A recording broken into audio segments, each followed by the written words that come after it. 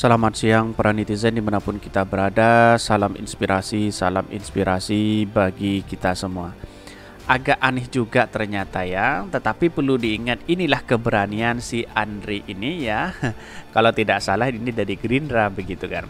Apakah sama dengan Prabowo yang kemudian tepuk-tepuk meja dan sebagainya begitu kan? Ya, inilah yang terjadi hari ini begitu. Tapi mari kita baca terlebih dahulu ini. Rapat bareng bos Meikarta, Andri Rosadi ngamuk sampai gebrak meja. Wow, sangat menarik juga begitu kan. Mungkin anggota DPR rasa kecewa apa yang selama ini dilakukan begitu kan. Jadi pada hakikatnya kalau kita melihat situasi ini ya inilah yang harus kita contoh sebagai DPR begitu kan. Jadi memberikan keterangan yang jelas. Kalau tidak kalau tidak jelas ya marah-marahin kan seperti itu. Tapi logika kita bukan seperti itu begitu kan. Bukan ambisius atau emosi yang dikedepankan begitu. Tetapi mari kita baca terlebih dahulu ya komentar-komentar netizen seperti ini. Ini ya dari komentar-komentar netizen ya agak pedas juga ternyata. Ini wakil rakyat tuh begini ini. Ketika si Andri ini ngamuk ya sampai gebrak-gebrak meja, dia menandakan bahwa seolah-olah kecewa ya terhadap bos Meikarta ini begitu kan. Ini kan menunjukkan bahwa ini ada keseriusan besar begitu, ada masalah besar begitu, ada sesuatu yang dimainkan begitu sehingga dia seolah-olah marah begitu kan. Padahal dia dari Gerindra begitu. Gerindra kan sudah tahu sendiri dia bergabung dengan pemerintah Pak Jokowi begitu kan. Sedangkan di DPR dia ada yang yang memberikan satu statement bahwa ini adalah yang harus kita contoh. Ada yang mengatakan seperti itu bahwa ada yang masih baik di DPR begitu. Bilangnya begitu. Tapi perlu diingat inilah yang kemudian menjadi catatan penting kepada negeri kita ya. Orang-orang yang ngamuk-ngamuk seperti itu ya Pak Prabowo sudah pernah ngamuk ya waktu Pilpres begitu kalau nggak salah begitu kan. Tetapi ini menunjukkan apa yang sebenarnya terjadi begitu kan. Dan bahkan komentar-komentar netizen ini tanda-tanda pemilu semakin dekat. Banyak politikus turun tangan ikut campur dalam satu kasus besar yang sudah lama dan basi. Kalau kemarin mereka tidur. Ini kritikan besar begitu. Ada apa begitu kan ini. Politikus apapun akan dimanfaatkan untuk elektabilitas, tinggal kita saja yang menyikapi ya selagi yang diperjuangkan itu kebenaran tidak ada salahnya juga diapresiasi ya. Saya setuju sekali begitu dengan pendapat-pendapat seperti ini begitu. Tetapi yang dimarahi dalam bentuk apa begitu? Kekecewaan besar. Melawan oligarki itu tidak akan pernah menang dengan siapapun begitu karena dia punya modal besar begitu. Apalagi kita itu hanya mengandalkan mulut saja ini dan itu, wah tidak akan bisa begitu.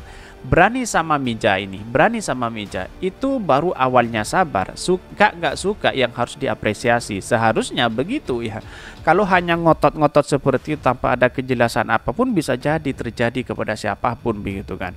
Tapi perlu diingat ini kan rekam jejak sampai kapanpun pasti ada begitu kan.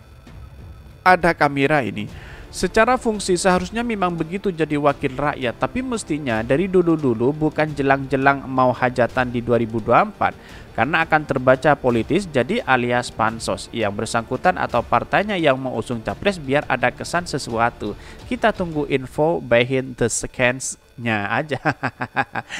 Ya bisa jadi seperti itu begitu kan, karena inilah momen politik kita begitu, berbagai hal yang dimainkan begitu kan untuk menarik simpati ini begitu. Seolah-olah kenapa ini muncul di era Pilpres begitu kan, kenapa tidak muncul jauh-jauh hari, kan begitu logika kita begitu. Tapi inilah demokrasi kita yang harus kita hormati begitu. Baru puas kalau yang dimarahi itu si James Riyadi ya, si James Riyadi. Kalau cuma pion yang maju digebrak meja juga cuma diem melongo ini. Bila perlu lempar tuh muka oligarki mafia yang bikin rakyat susah. Di Jafuma bosnya yang gebrak-gebrak meja saat kampanye, ujung-ujungnya miong jadi babu rivalnya. Mantap Bang Andri Rosadi, lanjutkan dan jangan kendor hadapin oligarki. Ya pada akhirnya orang-orang yang punya modal besar inilah yang kemudian punya untung besar kepada negara kita begitu. Ya untungannya apa? Kepentingan tersendiri, memperkaya sendiri. Kan begitu logika kita begitu kan. Ya tanpa oligarki ya sebenarnya dalam pemilihan presiden atau apa, oligarki itu punya kepentingan besar di situ begitu. Mau tidak mau ya biar uang ongkos dan modal itu biar sedikit untuk menjadi calon presiden, ya bisa jadi bergabung dengan oligarki begitu kan begitu. Tetapi mari kita baca terlebih dahulu beritanya seperti ini. Ini beritanya. Rapat bareng bos Meikarta Andri Rosiade ngamuk sampai gebrak meja. Wow, dikutip dari Detik Finance ya. Jakarta, anggota Komisi 6 ya DPR RI dari fraksi Gerindra Andri Rosiade terlihat emosional saat rapat dengar pendapat umum RDPU dengan Presiden Direktur PT Lipo Cikarang ya, Ketut Budi Wijaya dan CEO PT Mahkota Sentosa Utama MSU Indra Answar yang merupakan pengembang Meikarta.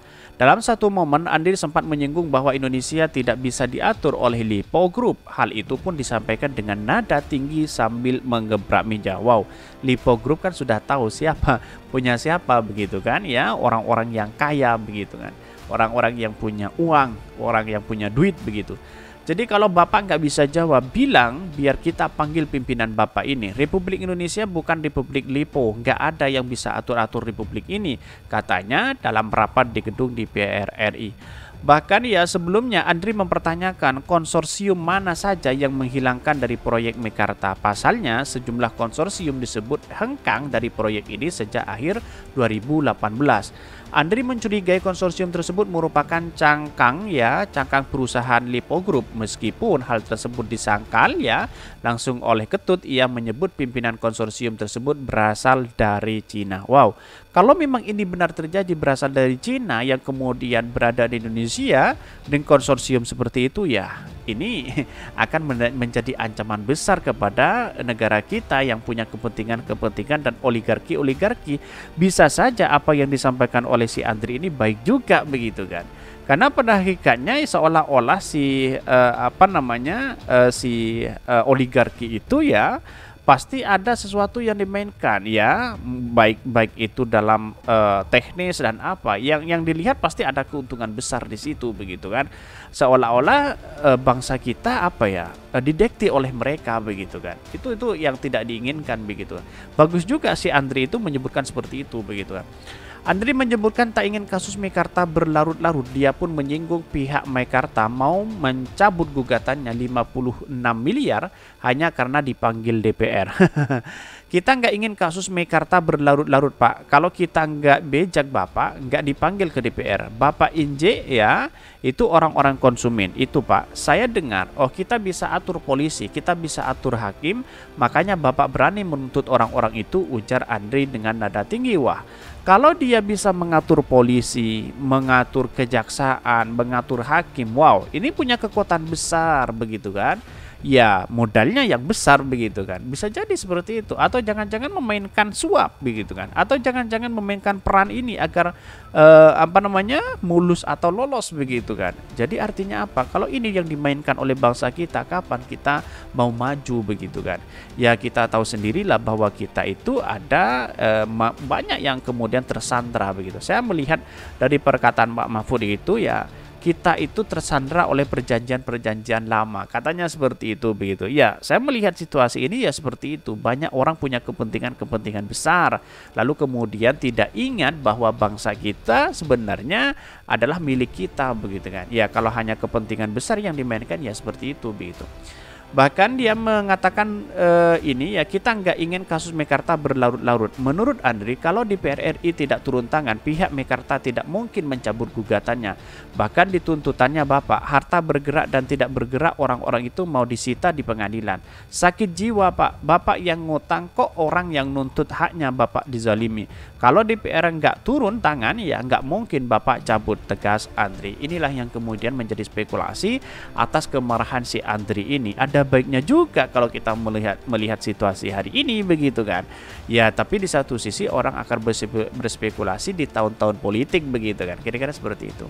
Mungkin itu yang kami sampaikan. Tonton terus channel dari podcast Rakyat ini karena ada berita-berita menarik dan viral setiap harinya. Salam para netizen, salam inspirasi bagi kita semua. Jangan lupa di subscribe channel YouTube dari podcast Rakyat ini.